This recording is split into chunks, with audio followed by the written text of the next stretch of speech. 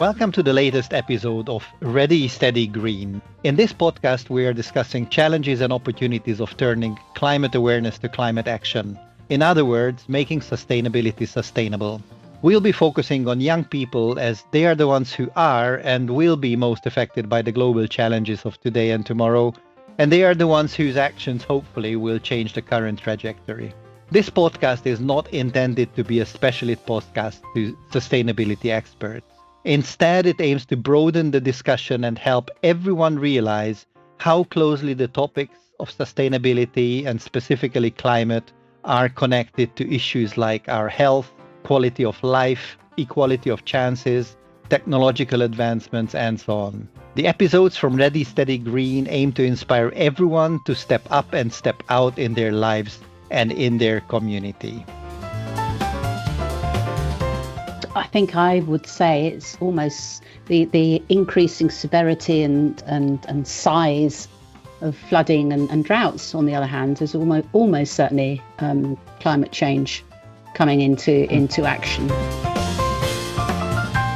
I don't mean to say that students have to get on a train or whatever, or get on an aeroplane or something and go off to volunteer somewhere exotic. I mean, it's usually just a question of walking down the street to engage with the volunteering group and to become involved in the environment.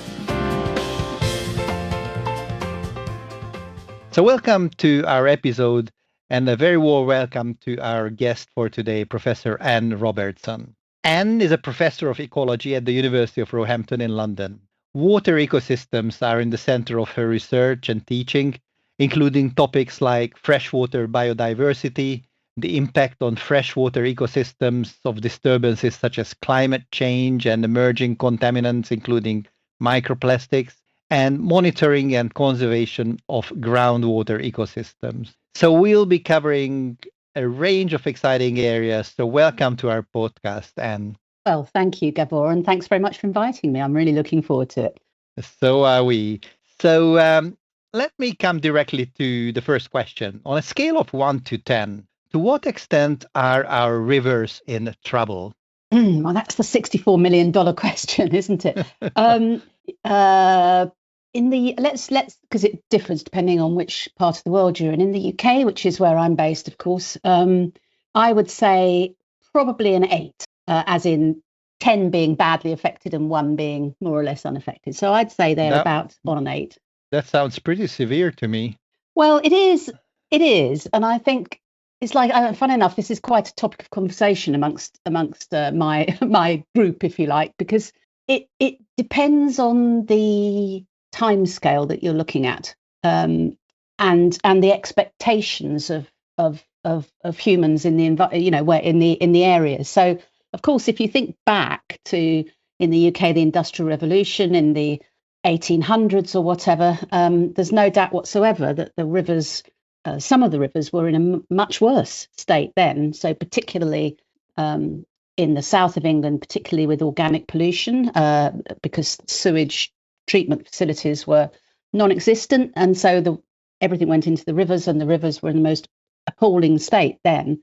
But then gradually through the early part of the last century, things got a little bit better and a little bit better. And if you look at that longer time scale, our rivers are in a better state than they were back in the 1850s, even back in the 1950s. But I think what's changed is the expectations that people living alongside rivers have. So they expect to have cleaner rivers. Basically, they're more concerned about water quality than people ever used to be. They want to use the rivers more perhaps than people used to, and particularly COVID had a huge impact on that. People suddenly became much more tuned into their local environments, I think. So it sort of depends on where you put the boundaries of the time scale. If you put it long scale, then they have got better. There's no doubt at all that our rivers are better than back in the 1850s. But if you look at shorter timescales, then they're not getting better, really. So if I understand correctly, it means that while there is significant improvement, however, our expectations are also changing, and Absolutely. Yeah. we would like to see pristine water, crystal clear, pristine water with abundant life in it, and still be able to swim or even, my goodness, drink of the water, which, let's face it, realistically is not the case. So it's an issue about, managing expectations in a way as well. Well, it is, but I think that's true. But I think it's also about a changing, not perception, a changing desire for what rivers should be, and the necessity to change human actions to actually enable better quality in rivers, I suppose. And I think that's really coming. If you think back to the Olympics in Paris, it didn't quite work out in the Seine, but the aspiration was there, and I think subsequently it really has improved. So I think it's not just about, it is about expectations changing, but it's also the desire to improve the quality of the water has become much more widespread. I think at one time it was limited to the professionals. Now, at the start, you mentioned, and you made it quite precise that you refer to the UK here. Now, I know it is very difficult to talk about this topic in global terms, and it is not probably very easy to speak about rivers in general. However, do you see any global trends here about the state of our rivers, our waters, our fresh waters globally?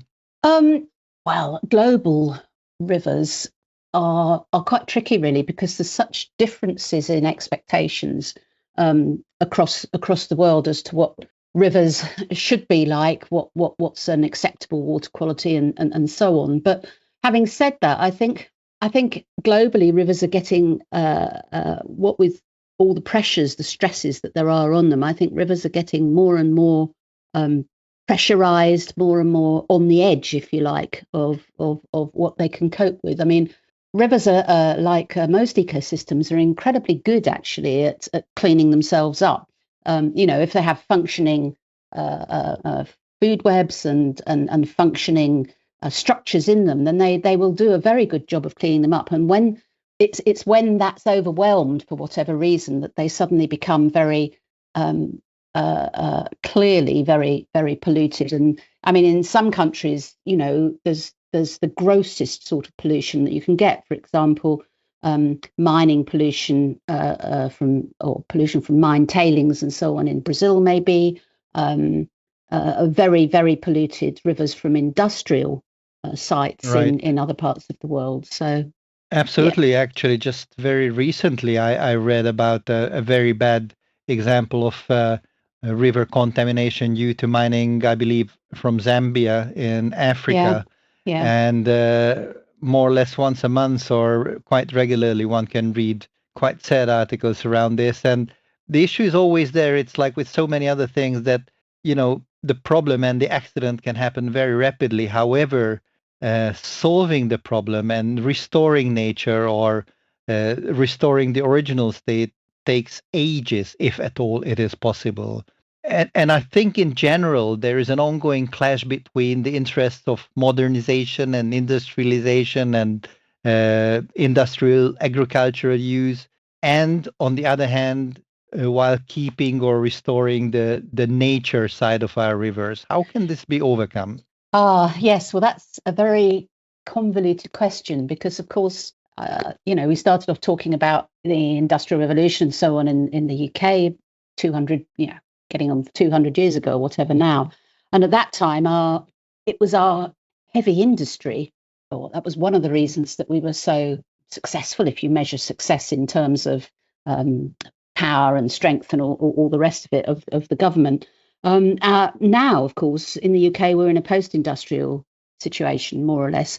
But other countries, of course, are just coming up to the peak of their industrialization, which means that the receiving environment, if you like, is coming up to the peak of its pollution. And how you get around that, I don't know, really. I mean, I think a lot of it, as I say, I'm mainly UK focused, but of course I also have strong links with other parts of the world. And I must say, I do think that one of the ways in which we can try to improve rivers and the ecosystem and so on is to, if I dare say it, sort of involve or educate or engage with younger people who are always much more enthusiastic, much more committed, if you like, to change than older generations are, I think. So I think the key is always going to be to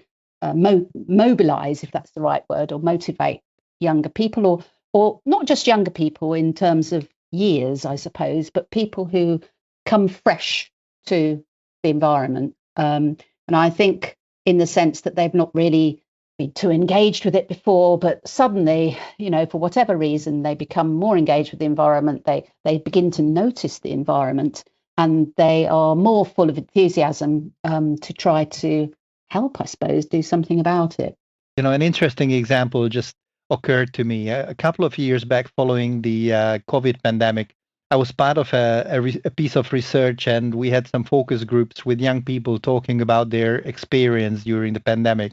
And one of the themes that came repeatedly to the surface was the fact that 1.5 years gave them the opportunity to reconnect with nature, or connect with nature in general, because let's face it, there was not really possible to socialize or go in public transport, whatever. So one of the very common things many of our students did actually was walk or cycle or spend time outdoors in the wood, in the local park, and so on.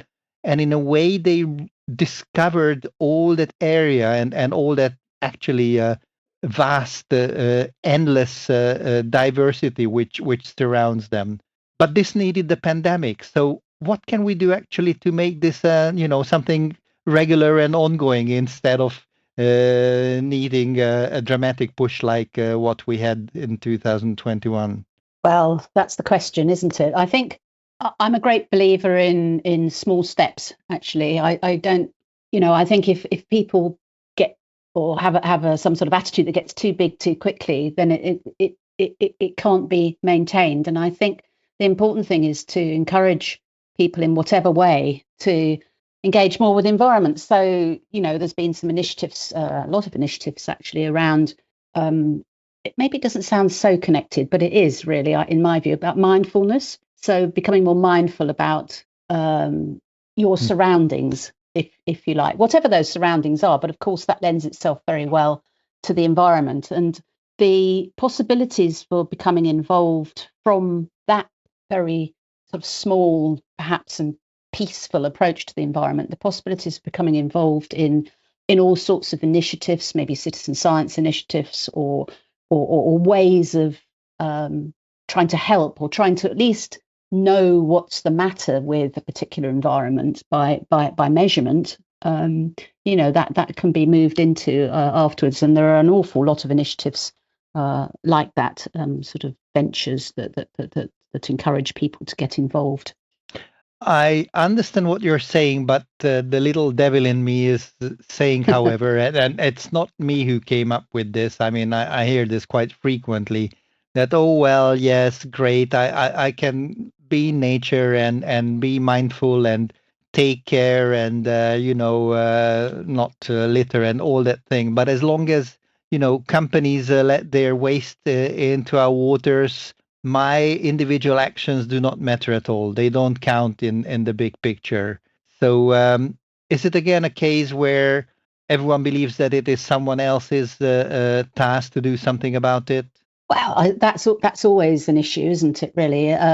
But I'm not sure I completely agree with you on that one. So I think some of these ideas, they can just sort of drift away, if you like, without really helping. But so, as you know, one of the initiatives that I've become sort of slightly involved with is the idea of rights of nature.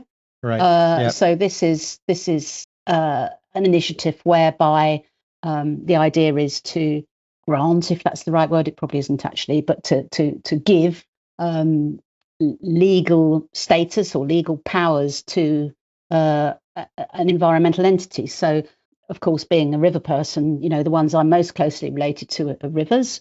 And so you can maybe come up with a way of granting a right to the river to exist in the same way that we have human rights, the right to, I don't know, earn a living, the right to be free from war or whatever. There are also rights that rivers can have. And actually, I think that's a set of initiatives that's become increasingly valid in the last 5-10 years, I think, as a way of engaging not just with other mostly with humans, to, if you like, have a different way of thinking about whatever entity it is, whatever environmental entity you're talking about, whether it's a river, a mountain, a woodland, or whatever. And if you like, it's a way of shifting the way in which people think about a particular environment. And once you think about granting rights or giving legal personhood to rivers or mountains or whatever, then of course there's all sorts of issues that have to be worked through. In rivers' case, of course, it's usually about pollution problems or the form of the river has been changed. But I think it's a very helpful way of engaging with people in a different way. That's a very interesting concept, but I'm wondering about the practicalities. So what would this mean in everyday life then? So if let's take the Thames or a smaller, let's say the Avon, if they have these rights, they have their rights on their own. What does it mean to them? Who will actually vocalize their rights, or who will stand up for them, or what does it mean in practical terms? People are still trying to sort of think that through. So my local river is the River Ouse, the Sussex Ouse, that runs from the Ashdown Forest southward down to the sea, and it gets to the sea in Newhaven, runs through Lewes. And the Sussex Ouse has been granted, if you like, by the Lewes District Council, the right, legal personhood. They've agreed that in their constitution. There's an organisation called Love Our Ouse, which has been spearheading this, and this is just sort of happened really in February this year, and we're still working through what that will actually mean, or how that will be made to happen, if you like. So what happens if I don't know, there's a pollution incident, which I'm afraid there very frequently is. How do we deal with that? Of course, there already are organisations that do deal with pollution incidents, but this is trying to sort of switch it round really and think of it from the river's point of view. And at the moment, it's more of a question of, as you just mentioned, how is the river represented? And there's a multitude of different ways you can do that. One of the ways is, you appoint human guardians of the rivers whose duty is to speak on behalf of the rivers. Some of the other river groups, if you like, for example, the Don up in Sheffield, they're using an AI approach. So they have a network of sensors, if you like, a citizen science type approach, which collect data about the river quality, fed into a central, I don't know what really, a central machine, I suppose, really.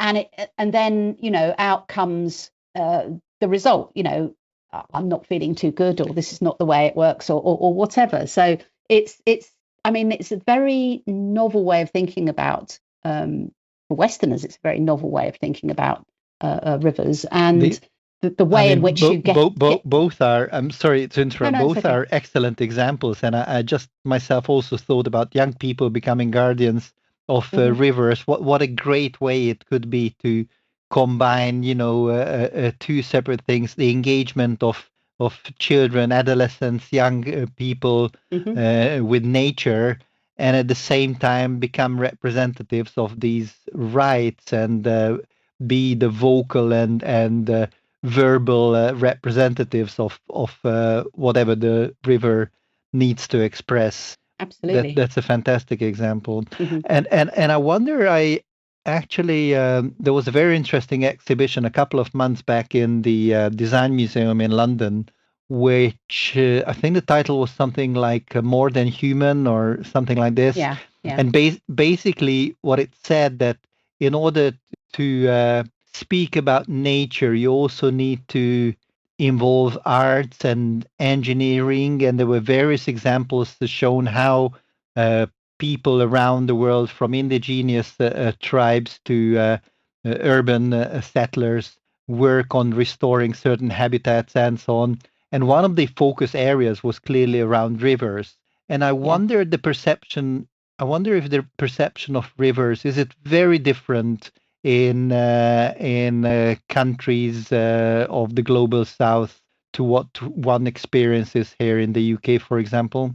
Well, that's the really interesting point, because this whole idea really of rights of nature arose in the global south, where some of the indigenous peoples based there have a very different worldview from Western society, and for them in areas like Ecuador or Colombia or places like that, their worldview is that they are part of the bigger whole, if you like, and they very much do see the river or the mountain or whatever it is that you're looking at as part of them, or they are part of the mountain. And the same goes, of course, for indigenous peoples, the Maori in New Zealand, the similar sort of ideas. So this idea of, my sister the river, or my brother the river, or whatever, and the sort of kinship that comes with that approach is a very interesting one. And I think that's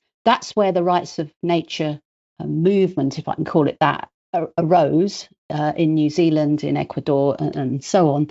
And the interesting thing, as a non-global South person, if you like, I find very interesting is actually, how you can translate, or how you can use that same approach of rights of nature in an area where basically in Europe there really aren't any indigenous communities apart from the Sami in northern Norway and so on. We don't really have what you would call indigenous communities. And it's typically in the global south, it's typically the indigenous communities that take on that guardianship role for the environment. So if you don't have indigenous communities, who is it who cares, about the rivers? I think that there is especially in my optimistic moments, I think there is a slowly but steadily growing concept and thought in many places around the world that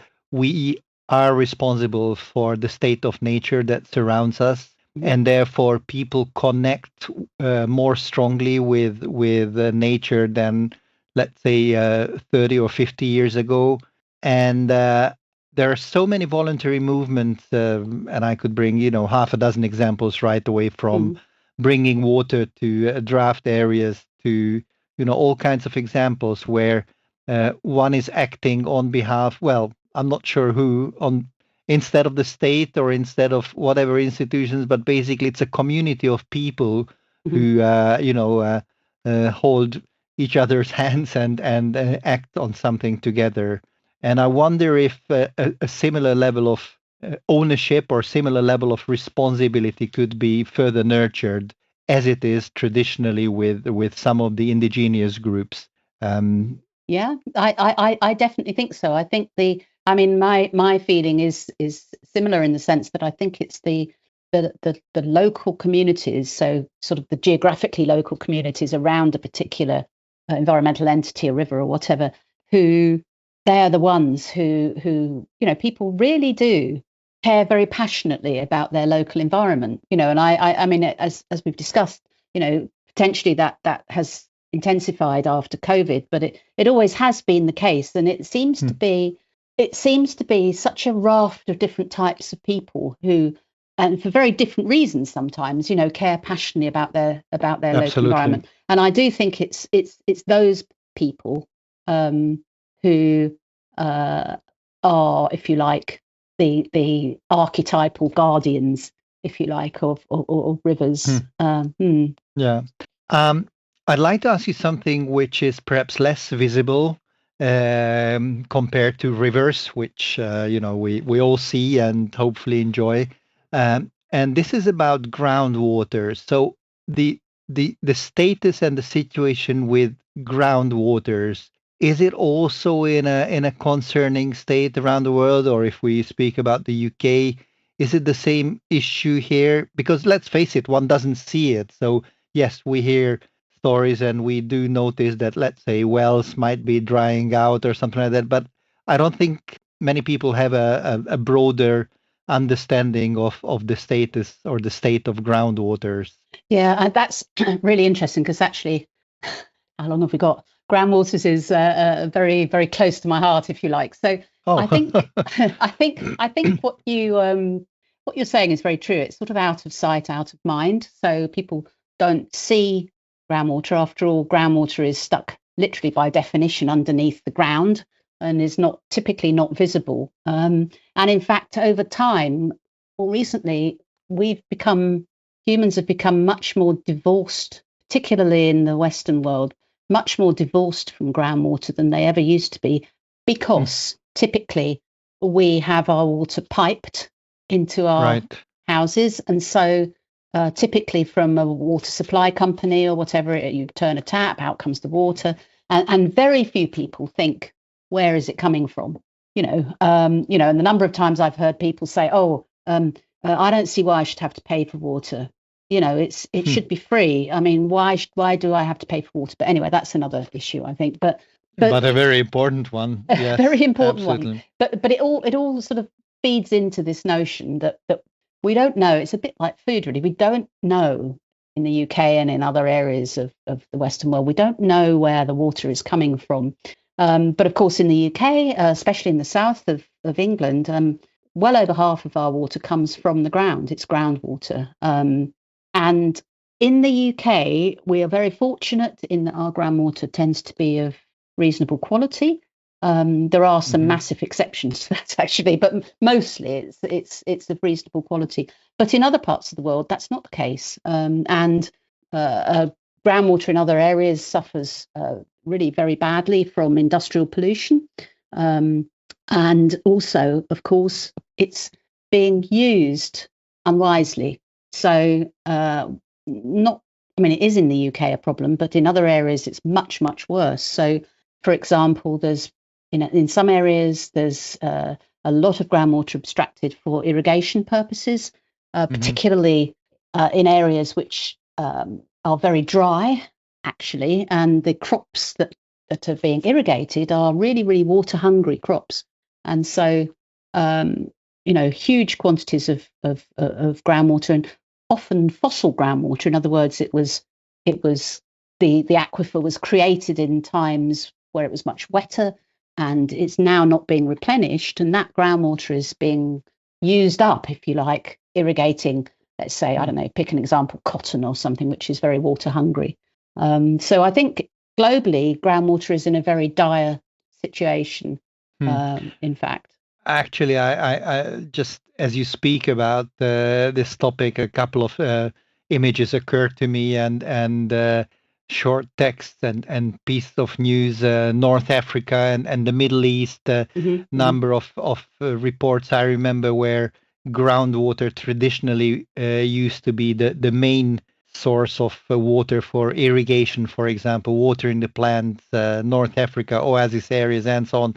And the level of groundwater is dropping all the time, and it is becoming practically inaccessible, and therefore not anymore able to support agricultural production or making land arable or even livable.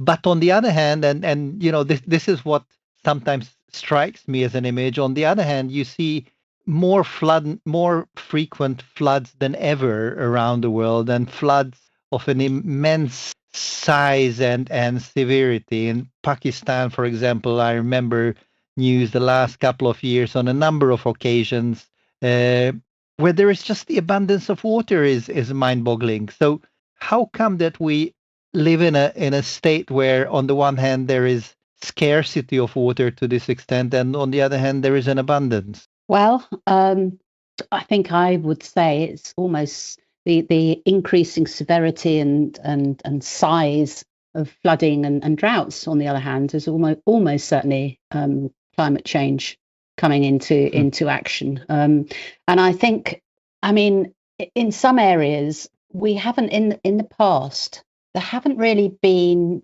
in Europe anyway that sort of real issue before. So we've been used to having an abundance of water, as you say, lots and lots of water, and so we haven't really gone to huge effort to harvest and retain that water, and so it just runs off. I mean, I'm not saying that's the case for lots of places. In fact, I went to a wonderful exhibition at the Wellcome collection called Thirst, and that has a lot of information about very old systems in very dry parts of the world, Iran, Iraq, Sicily, those sorts of areas where they have very, very ancient methods of collecting and storing water. But in the UK, for example, we don't really have that. I mean, of course, we have reservoirs, but we don't have a system for getting water from one area of the country where there might be a lot of rainfall to another area of the country where we need the rainfall. We need the water. We don't have that sort of national grid, if you like, for water that you might expect. And so I think as the climate is changing and the severity of flooding and so on gets more so, we have to try and build sort of resilience into the system to, if you like, slow down the water as it moves through the environment, and store it.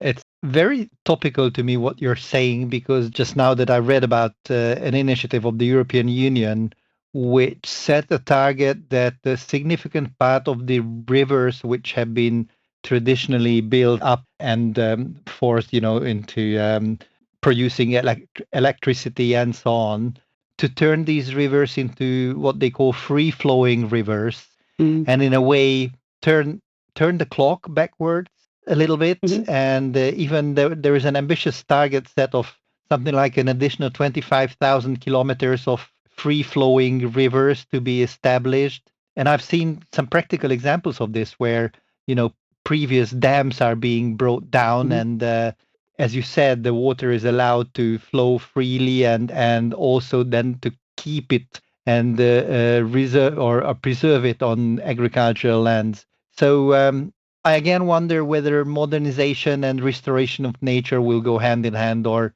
are we facing further conflicts in this field? Who knows?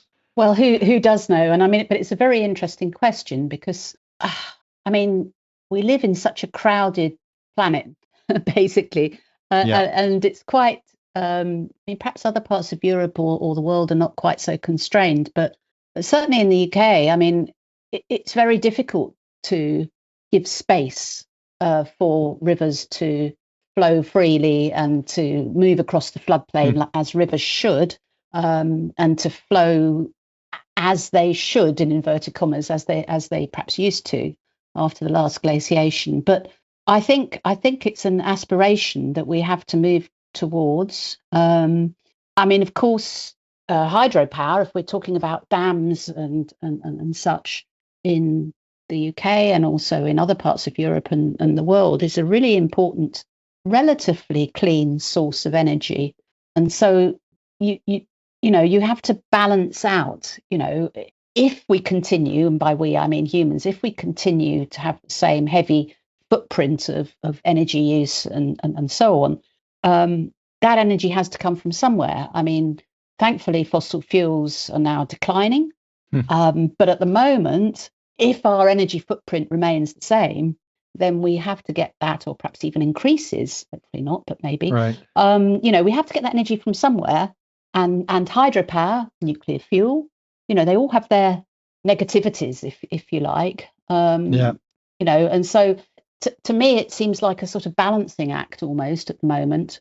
And until there's a sort of really big change in human expectations and need in terms of energy, then we're not difficult, I think, to get along, if you like, and not not to have that sort of tension between energy use and environmental need in terms of quality and so on. Yeah, probably this issue around energy use, energy needs, and so on. This should deserve an episode on its own, or more episodes. Yes. Let us broaden our horizon here for a moment. There is this concept on planetary boundaries developed by the Stockholm University, and what they claim is that humanity has overstepped already 7 of the 9 critical factors in terms of planetary boundaries. Basically, these are areas identifying risks from human pressure on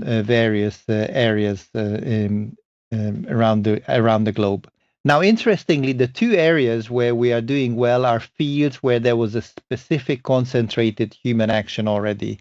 So we are doing relatively well in the field of ozone depletion and in aerosol loading. Now, if I turn this thought into our context around freshwaters, would this mean that if we had concentrated efforts from us human beings, including individuals, organizations, and governments, we could turn the trend around here as well?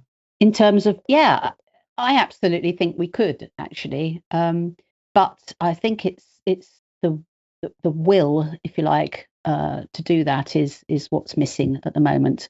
But I'm a great believer, actually, in people power.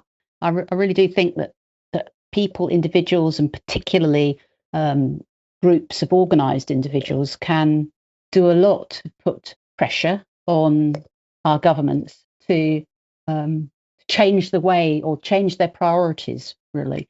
And I think it really could make a difference if I'm not putting myself forward here at all, actually, but if because there are so many people who are very interested in this anyway, if we can get enough organizations to come together and work to persuade governments to improve freshwater, then I absolutely believe that's a possibility.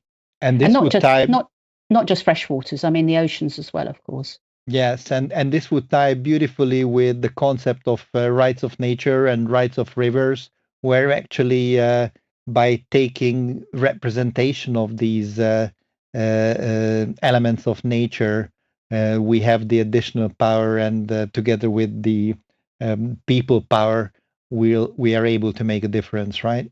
Yes, absolutely.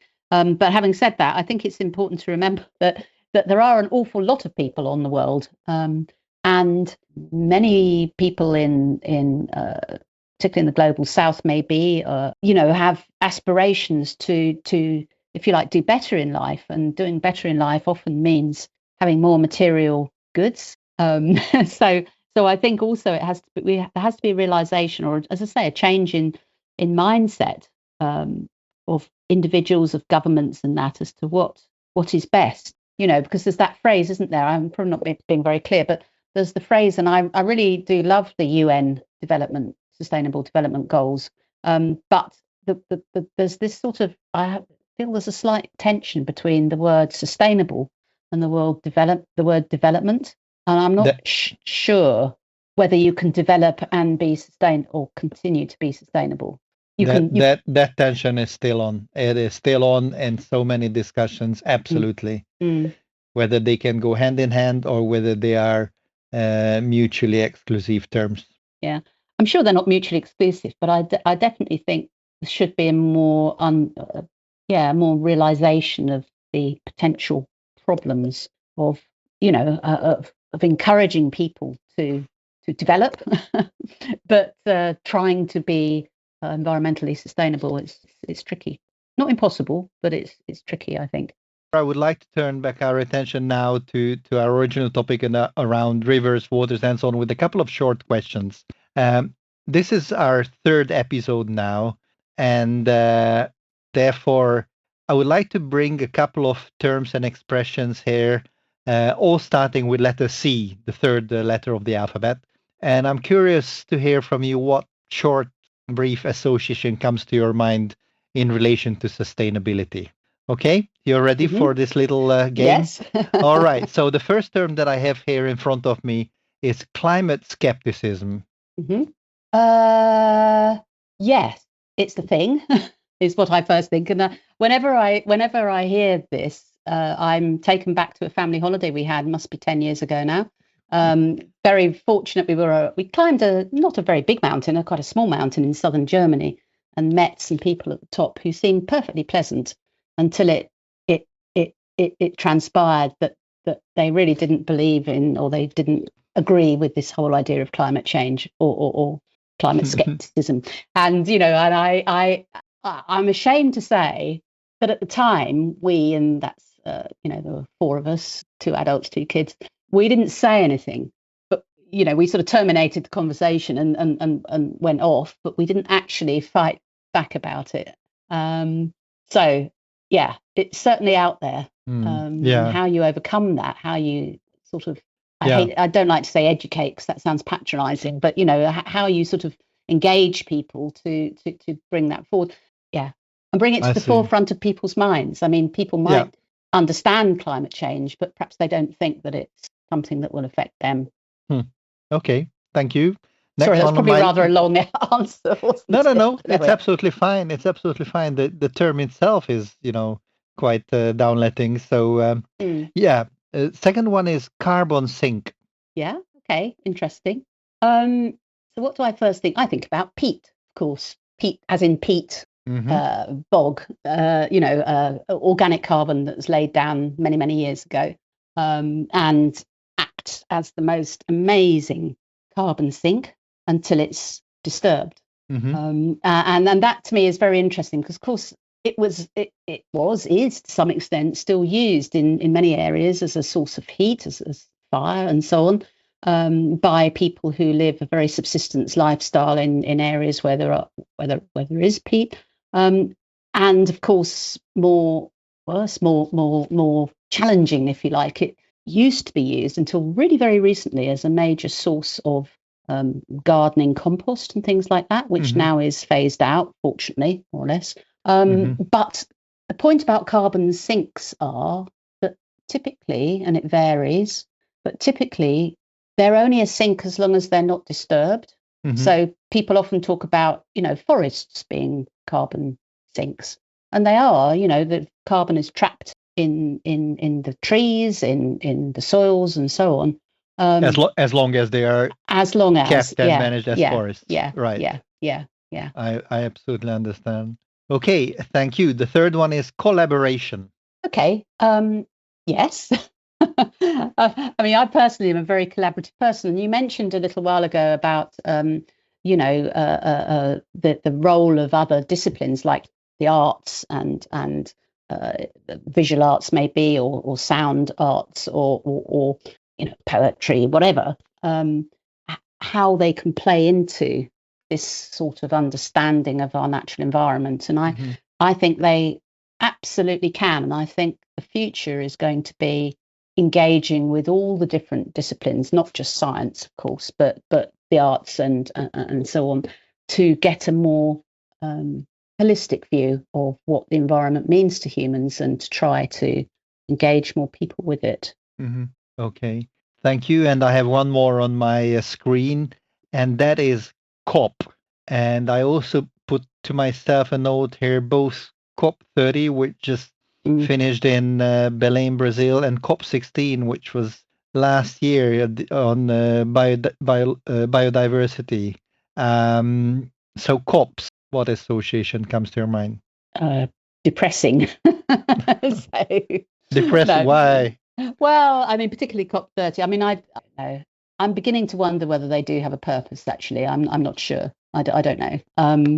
That's a very negative thing to say, actually, but certainly it does seem that they've sort of lost their way a little bit in terms of outcomes and understanding of the issue. People seem to get very bogged down very, very quickly in the practicalities. And I know practicalities are important, but they seem to have lost the vision, if you like. Not everybody by any means. I know lots of people who are very, very good and so on, but it does, they've been going for some time now, and I'm I'm struggling to see sometimes what the results are, particularly the more recent ones.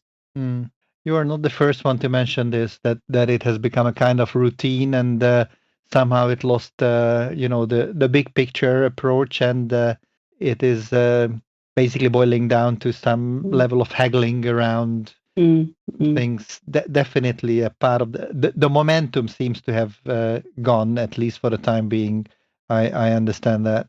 All right. So thank you for these quick associations. And in the last part of our discussion, I would like to focus a little bit again on the young generation and their role in actually living with and fighting climate change. And here I would like to refer to something which you and I share, and that is teaching on a sustainability module here at the University of Roehampton. It's called Earth in Crisis. And I believe this is actually one of the very rare chances for our students to work with others from different disciplines. So life science students work with humanities or law or business students together. And in a way, at a relatively early stage, they experience what it is like to talk to and work with people from a very different perspective on things. And especially what I notice is when we talk about complex issues, how their worldview is different to each other. So if we are for interdisciplinary thinking, and you also referred to this previously, how could we make this an everyday practice?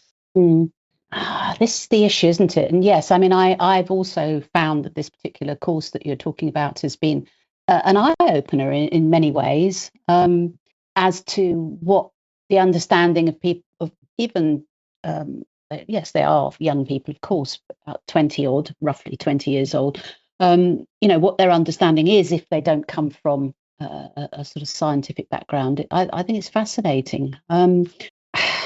How can we make them do more of it? Because the trouble is that people do tend, particularly in the UK, the education system, which of course is what these people at that level of their development have largely experienced so far, it is very siloed.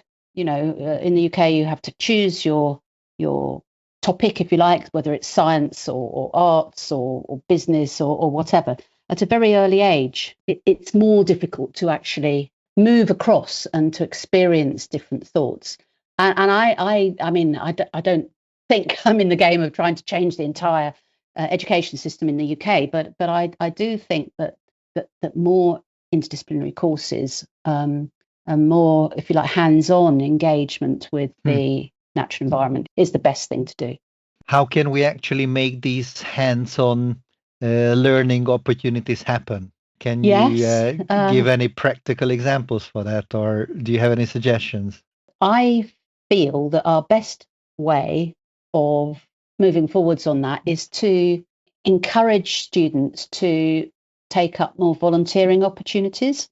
And there are, in most European countries, there are many, and in fact, further afield, of course, there are many volunteering opportunities. And I don't mean to say that students have to get on a train or whatever, or get on an aeroplane or something and go off to volunteer somewhere exotic. I mean, it's usually just a question of walking down the street to engage with the volunteering group and to become involved in the environment. And as you know, Roehampton, where we're both based, is a very urban environment, very urban, in fact, although we're fortunate to be surrounded by some very nice green spaces. But it's an urban area. But even in those urban areas, there is a huge amount, in fact, more so sometimes, a huge amount of volunteering opportunities, whether it be helping local rivers by clearing rubbish, from the local rivers, by helping in river restoration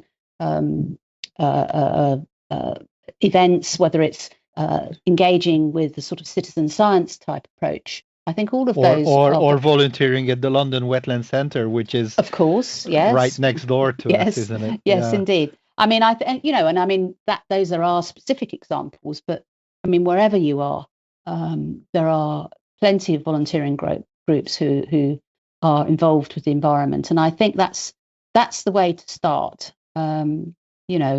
Rather than sort of feeling hopeless, if you like, about the And issues with climate change, where you go somewhere and you meet people from all different walks of life, all different experiences, all different viewpoints or whatever, but working with a common purpose for a particular reason, if you like, whether it be clearing canals or, I don't know, growing vegetables or whatever it is yeah, it is inspiring, and it really opens up the way you think. It opens you up to new avenues of thought, and that can only help. It does indeed. It does indeed. One of the things that is actually very specific for young people is the concern related to mobile phone usage. And in a growing number of countries now around the world, there is an initiative to limit the usage of mobile phones for children and for young people, including access to social media and so on. And while this might sound something very drastic, however, I do see an opportunity here that again can encourage this combination of socializing with others in person as well as spending more time outdoors. Because instead of sitting in front of the screen, you might be encouraged to go out, do sports, walk in parks, have exercise there, whatever. And I think that is an interesting contrast and similarity at the same time to the elder generation that you mentioned, that it can bring very strong benefits, can't it? Yes, I agree.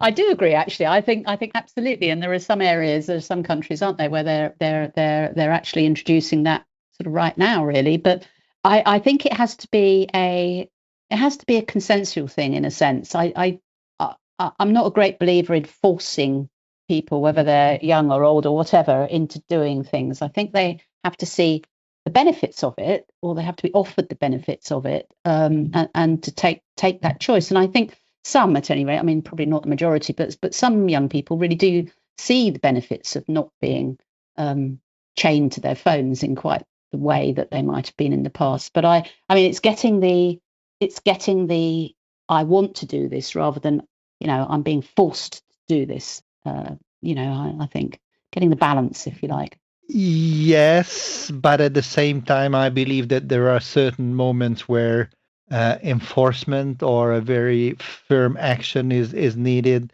Just if I may bring an example here of a related field, for example, around food regulations and sugar and salt intake of certain products, there are clear regulations now in place, especially referring to school meals and so on. And I think it's right. It should be like that. It should be like that because not everyone in every moment is able to tell for themselves very clearly what is in their best interest. No. And in these moments, you might need a strong hand. I take your point. I mean, I certainly agree with you on the food issues, if you like. And I suppose it is this. I suppose yes. I suppose it is a similar sort of setup for phones. Yeah. We'll see. We'll see how it develops. Yeah, if it helps and benefits nature. All right. Thank you. Now, in the last question that I have, it's actually three related questions. And I would like to invite you to a bit of daydreaming. And it would go like this. So in an ideal world, from your perspective, what should individuals be doing if they want to act on climate change? And you mentioned volunteering, which I think is a very important first. What else should we all be doing as individuals? Okay, well, the first thing, and I touched on this, or tried to touch on this earlier, I think the first thing that top of my wish list on that would be to see individuals reducing their footprints, to actually think about their consumption. I don't just mean food, of course. I mean, everything, whether it's, the latest gadget or whether it's, I don't know, clothes, which of course is a real issue in some, fast fashion, absolutely. Fast fashion, absolutely. All of those things, to really think about what they have, what they need, and so on. So that would be my top of my wish list as an individual to reduce climate impacts. Okay. The next one would be in the same ideal world. What would you expect businesses and other organizations to do to act on climate change? Wow, I suppose so many businesses are quite unique in that, each business is quite unique, isn't it? But I suppose again to think about consumption, think about travel. I mean, one of the things that, of course, again talking about COVID, because it did have such a massive impact, didn't it? One of the things post COVID was, or during and immediately post COVID, was this idea of allowing workers to spend at least some time working from their home, which of course immediately reduced travel footprint. And now there seems to have been a considerable pushback on that, and there's a insistence that people should travel to the office and that sort of thing. So I suppose what I'd say that just one tiny thing would be, why why would it be so necessary for people to be physically present? Why can't they at least spend some time not traveling and not using either public transport or cars or whatever, unless they're fortunate enough to live within walking distance, of course. Okay. And obviously we cannot speak about this without talking about governments. So in the same ideal world, what would be your expectation towards governments regarding acting on climate change? Well, to look beyond the 5 years, or whatever the time period of a government, like the life of the government is. I mean, I think it's very. I don't want to make every government seem the same or whatever, but inevitably, if you have a 4 or a 5 year term in government, then that's your time frame, and so it's very difficult for people to think I need to have policies which may make me be unpopular in the short term, but in the longer term, we know that it will benefit climate, humans, everything. But getting that, I don't know. I mean, sometimes there are these very long-term projects, but most of the time, it's a scramble to the next 5 year cycle. Well, thank you very much for your thoughts today, Anne. This was a really inspiring discussion, opening my eyes somewhat on our rivers and also what is beyond the surface or below the surface.